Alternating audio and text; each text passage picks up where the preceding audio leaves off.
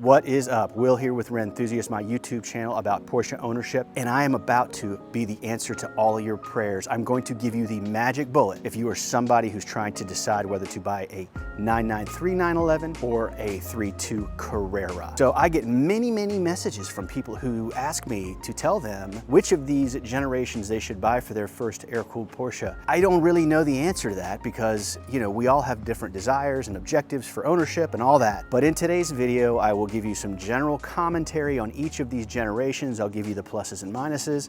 I'm going to take you for a ride in each one. And then at the end of the video, I am going to give you the exact right tactic to figure out which one of these cars is right for you. I have featured both of these generations prominently on my channel. I've owned two 993s, including this one on the left, and then I've owned two 3.2 Carreras, including this one on the right. And so I thought it'd be a great idea to do a video. Let's start with the car on the left here. This is a 1995 Porsche 911 993 Coupe. It's C2. The car is Grand Prix white with cashmere interior. This car is very clean, which is part of the reason I bought it. I'll get into that momentarily.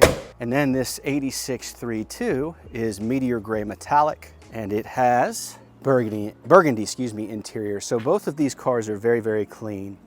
I will just go ahead and start off by saying, if you're considering a 993, that I personally believe that 1995 is the best year to have. First of all, it does not have the VarioRAM technology on it. In the view of many others, it's just an additional kind of complication that doesn't necessarily help very much. Another reason why folks think that 95 is the best year is because it is OBD1, and so follow me here. There is a part in the motor called an SAI valve, I believe it's called, a secondary air injection valve, which will become clogged over time with carbon buildup. And when it gets clogged to a certain extent, it will trigger a check engine light on the later cars. And in order to get rid of that check engine light, you have to actually drop the motor to get to the part. So for 96, 97, and 98, that's what you got to do to get rid of that check engine light. On the 95s, that's not the case. And so yes, the valve or the part itself will become clogged, but it will not trigger a check engine light. So the check engine light's a nuisance just to look at. I don't know about you, but I don't want to look at it. And secondly, if you're subject to inspection, which I'm not sure you would be given the age of the cars, but it used to be that in order to pass inspection, you had to clear the light. So anyway, all that to say, the SAI in the non-95 cars could cause you problems. Third reason that this is mostly true, the third reason that 95 is the best year is because the 95 doesn't have the immobilizer technology, which is an anti-theft system Porsche came up with, which really sucks. And if it gets triggered, basically it'll brick your car for a certain period of time, I believe. Now, it's mostly true that 1995s shouldn't have that going on, because what's crazy is mine's a 95, yet it has the immobilizer. So I have put a product called the Immo Block on the car, and it has effectively neutralized the immobilizer. So anyway, 95, year you want. Some guys also will say that it is more raw, it's more analog because it's closer to the 964. So there are some facts on this particular year. Next thing I want to touch on are the modifications that have been done to this car. So my last 993, it was Polar Silver, it was a 95, I modified it heavily. I had a great time doing that. I spent many happy miles on back roads in that modified car. But at a point, I was kind of ready to get back into a stockish 993, and so I picked this white one up. Very clean example, but it does have a couple of mods on it that I view as tasteful and as really necessary for anyone looking to enjoy a 993. So the first thing that you may notice is that the suspension has been done. First of all, the stance is killer. I love a 911 that's been lowered. So cosmetically, it just makes a lot of sense. A 993 on stock suspension is frankly, is cartoonish. It sits very high, it's really bad. It's a bad look. So first of all, you know, getting that suspension done is the right thing for the cosmetics of the car, but secondly, it really improves the handling. So this car is running KW V3 coilovers. If you're looking at getting a 993, a couple points I'll make. The KW V3s are great products. There's also a Bilstein product called PSS 10s. Those are great. I have used those as well. And if you're buying one of these cars that if it's not had the suspension done, you're gonna wanna negotiate $5,000 into your purchase price, because that's how much it's gonna cost you to get that done. So this car came with it done, and I was very happy that that was the case. This car also has Pfister Stage 3 mufflers.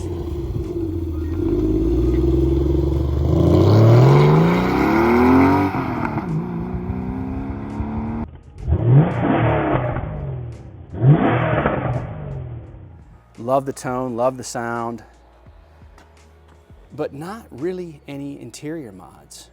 I love, I mean, look at that carpet. I should have said this earlier, this car has 97,000 miles on it, if you can believe it, which I can't given the state of the interior. Last mod that I'll mention here is it has the Pfister Goldenrod, which cleans up the throws. I won't get into the details there. One more modification that the previous owner did is he got rid of the stupid, I shouldn't say stupid, he got rid of the very ugly fog lights, and he did the turbo brake ducts, which I think is a great look. So that's a little bit about this car right here. Let us next jump over to this. So 1986 was a great year for the 3.2. It was the last year that Porsche manufactured these cars with the 915 transmission. So if you've been hunting around and you're trying to decide which one of these cars you want to buy, I would hope that by now you have figured out that there are two transmissions that were offered in these G-body 911s. There was the 915 gearbox that was offered up until 86, and then there was the G50, which was in the cars from 87 to 89. I personally much prefer the 915 transmission. It is not a traditional modern transmission that you may be used to if you've driven the more modern manual transmission cars out there. It requires intention, it requires attention, it requires skill to really get the reward that it'll give you. You know, it's easy to make a mistake with a 915 and throw it into the wrong gear. So you want to be very, very careful with that. The G50s are commanding a premium over the 915 cars. Just know you're going to pay 10 grand more for a G50 car. And in my opinion, in my experience, it's not worth it. So 86 was the last year of the 915. That's why I have an affinity for 86. This car, Meteor Gray Metallic Burgundy, as I said earlier, it has 16-inch replica Fuchs on it. The car came on 15s, which I still have.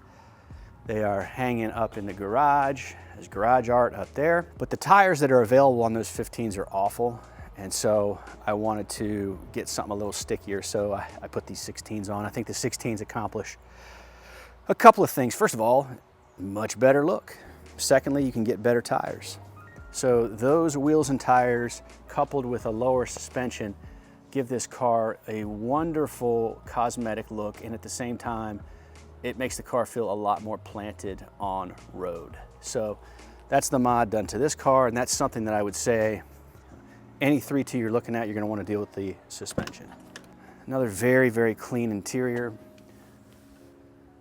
But as you can see, I mean, this looks older than the 993 naturally, right? So that's a 95, this is an 86. We're talking about 9 years of evolution between the two generations. And clearly you can't catch this on camera, but man, when you open this door, it just smells like wonderful Porsche leather. One of the owners put a Macintosh stereo system in this car, which is just insane to me. It was very expensive, but I'll say this, it sounds good. And speaking of previous ownership, I have documentation back to day one on this car. In fact, I found some handwritten notes. The original owner named this car Willie, which I think is kind of ironic given my name is Will. So that's an overview of each of these individual cars. Let me just kind of give you some information before we go for a drive, kind of comparing and contrasting. So the 993 on the left is going to give you frankly, a more comfortable, a more modern driving experience. I personally feel that it has a higher degree of versatility than the 3.2. And what do I mean by that? It is dailyable. Now, some hardcore 3.2 enthusiasts will tell you they'll daily their G-bodies, and I'm sure they will. In my view, I do value comfort. I'm not gonna say I'm an old man, but I've started to get to a place where I don't know, maybe it's because I've been getting involved in water-cooled ownership, but I appreciate a comfortable seat. you know, some semi-modern amenities. So anyway, the 993 is going to give you greater versatility, more uses, run around town, do a date night. And you know, I'll get into this in the driving, but it's not a modern driving experience. I mean, you're still getting the analog feelings that you want. So getting into this one, I mean, clearly this is a more iconic shape. You get more thumbs up in this car. It is just kind of like what people think of, especially with the upright headlights, the classic Porsche look. So cool factor, in my view, is a little higher with the 3.2 over the 993, all things being equal, but the trade-off is it's just not as comfortable. This car, I should have mentioned this earlier, it has a cat delete and a Steve Wong chip, so it runs kind of rich and it smells, okay? So not terrible, but definitely it smells like a 1980s car with exhaust fumes coming out of it. And so that's like one of those things that, you know, if you're gonna go to work and you drive this car, just know you're gonna show up and you're gonna smell like exhaust. So much like everything else in life, there's pluses and minuses. In my view, the plus, this is just my humble opinion, only you can answer this for yourself, but I think that this G-body is a slightly better cosmetic design. I mean, look at that angle. Are you kidding me? Over the 993. Some believe the 993 is the ugliest design that Porsche ever came up with. I don't. So let us now jump into the cars, take you for a ride in each one, give you some driving impression information, and then I'll wrap up by telling you guys how to decide which one to buy. All right. We're here on one of my favorite little loops. First thing you notice when you get into one of these cars that has the 915 transmission, it just, as you can see, I don't want to say it flops around, but it just doesn't have that detent that you're used to in the modern transmission that always brings it back to center. As I said earlier, I really prefer this transmission. But let us get underway.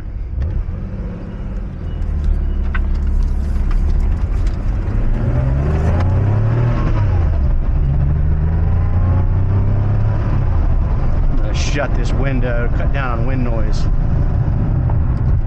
So this car right here, I've owned older 911s. I had a 76 and then I had a 69 911T hot rod. Those two were definitely, well, really the 69 was way more analog than this, but this car right here, you are definitely at one with the car. You're gonna have to pay close attention while you're driving it. You feel very, very connected to the road. This is a more difficult driving experience. So if you're sitting here trying to decide between a 993 and, you know, in a G-body, you're gonna wanna think about how much effort you wanna put into the driving itself.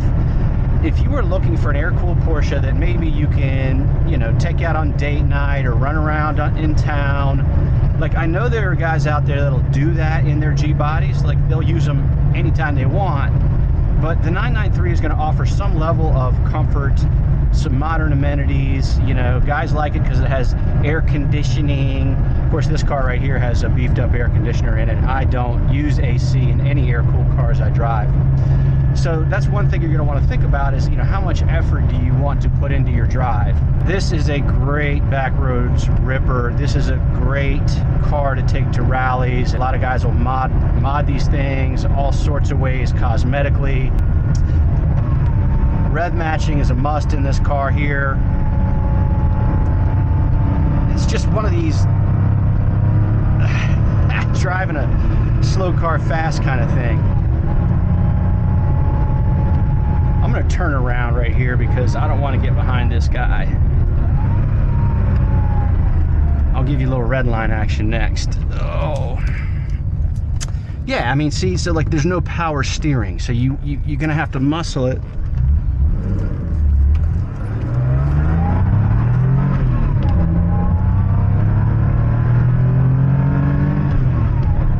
I mean, it's a hoot for sure. Loud, mechanical. You're definitely not nearly as insulated from the motor noise as you are in the 993. I'll say something, you may laugh. This is a younger man's air-cooled Porsche. I don't know, I'm 46 now. I first started getting into this thing like when I was around 40, and you could not keep me out of my 86. This is my second 86 that I've owned. I just loved it. I love taking it up in the mountains. I love driving it all weekend. I'd go up and I'd put like 1,300 miles on it over the course of a guy's weekend driving. I mean, and I'm gonna be honest with you, like now, that sounds like a hell of a lot of work. I have a rally coming up in May, here in about a month, and I'm strongly leaning toward taking the 993. When I think about a full weekend, you know, driving an air-cooled Porsche, not only, you know, on back roads, but I gotta drive 3 hours on a highway there and back. I mean, this car right here, it's cool. It makes you feel like, you know, a really hip underground kind of person. But from a convenience standpoint, or I should say a comfort standpoint, it's just not, it's not the same thing as the 993. So really from a driving perspective, I want to be careful through here. They're hikers. This thing is fun. It requires skill. You feel like you're going crazy fast when you're not. But on the flip side of that, I mean, it's a lot of work. You got to be in the right mood to drive it. Oh, and by the way, this car with the cat delete on it, it tends to smell pretty bad, which is like no big deal. But, you know, if you're going to go run errands or drive this to the office, just know you're going to show up.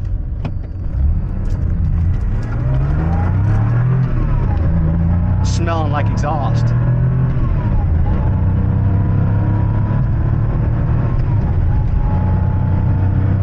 So right there, I'm showing I'm going about 70, I think. I mean, and you have plenty of fun at 60 and 70. Also, this car has a limited slip. This particular car had, it's got so much documentation on it that frankly I got bored going back through it trying to sort it out. Somebody cared about the car, that's all I know. Put a lot of money into refurbishing it a few years ago. Paint job on it is killer. I gotta believe it's a respray, it's just so fresh. But it looks to me like a spare no expense kind of thing. Burgundy interior is very unique. I think it plays in an interesting way with the Meteor Gray.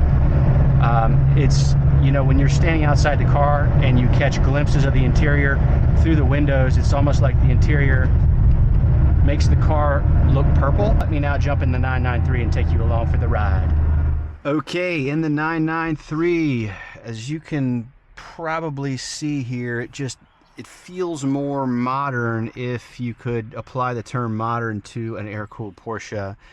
I will say this, and I think you're going to pick up on this, I just have a bias for the 993. The 993 was my first air-cooled Porsche, and when I get in here, it's just comfortable. The G-body feels more Spartan. It's hard to describe, but it just clearly feels older. The 993 sitting in this seat, the seat is very comfortable. The G-body seats are fine, but just not as comfortable as this. I've elected to stick with this standard, like the 4-spoke wheel. Touching on the transmission as I did in that 86, this has more of a traditional transmission feel. As you can see, it pops to the middle with that detent. All right, let's fire it up. Once again, I'm going to close the windows. This particular car, the AC needs to be charged, so I'm going to get hot. I don't know how long I can take this. Oil's already warmed up, so.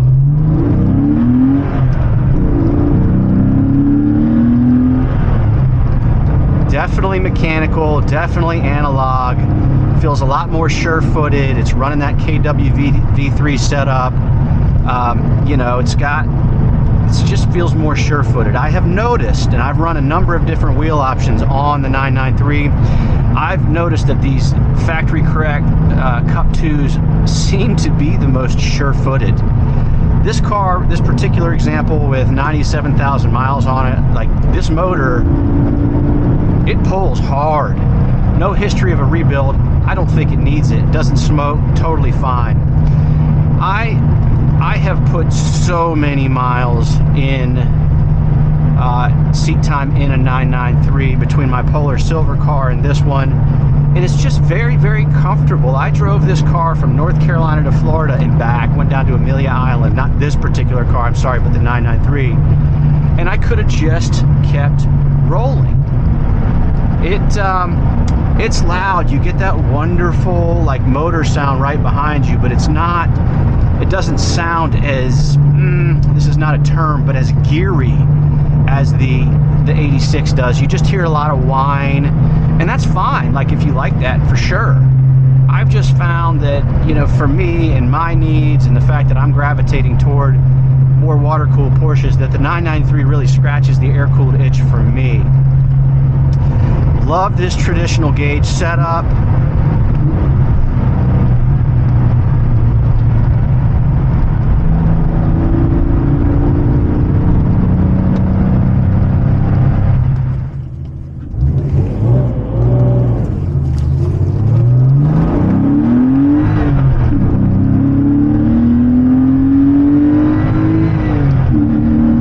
God, it pulls so good. So what else can I tell you? You know, I struggle with being really descriptive in the driving experience, like, of these air-cooled Porsches, because they're just it's so hand in glove for me. It's like I know them so well that now it's like it's just hard for me to bring a fresh perspective to it. There is something rattling in here. It's driving me nuts. I mean, and that's something else you're going to have to contend with if you get into one of these older cars, is like the rattles and the squeaks, and like the build quality's solid, but I mean, they're 30 plus years old at this point, and so you're going to end up chasing some of that. I personally found that to be annoying, either, you know, both with the 993 and the 86, is just kind of chasing issues. That does bring to mind the idea of reliability. Both generations are definitely, like, they can take a beating. They are reliable, like, once you get them sorted. On a gut level, I'll just tell you, I think the 3.2 is more reliable than the 993, just in terms of things going wrong with it. Let's go for one more rip. What do you think?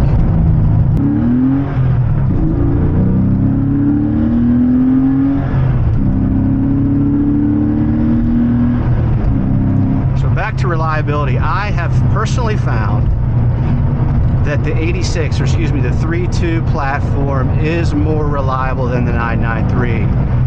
Both of my 86s, like, they could sit on the lift in the garage for 2 months without being started, and I would go and I would crank them and they would start right up. I hope that you've enjoyed this segment of the review. I'm going to now jump back into the driveway, and you know, for those of you trying to decide between these two generations, I'm going to tell you what I think, and I'm going to tell you which one's going to be right for you. Okay, short drive, probably not a game changer for you, but at a bare minimum, at least you understand what it looks like ripping a little bit on each of these cars. So as I promised you, I'm going to now give you the magic bullet. I'm going to save you all of the agony that you're going through trying to decide how to spend your $70,000 to $100,000. Okay, so I'm about to give you the answer. You ready for it?